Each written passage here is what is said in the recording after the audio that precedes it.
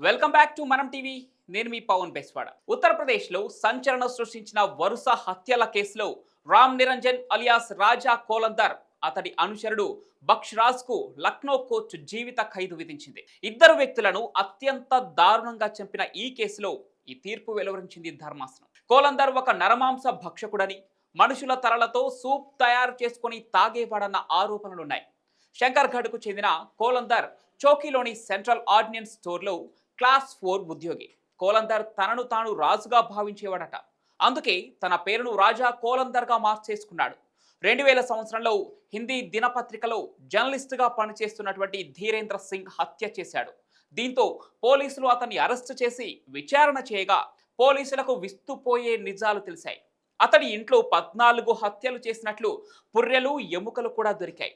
కోలందర్ తన గ్యాంగ్తో హత్య చేసిన తర్వాత ఆ శరీర భాగాలను ఇంటి ఆవరణలో పాతిపెట్టి పుర్రెలో సూప్ చేసుకుని తాగేవాడని ఈ విచారణలో తేలింది.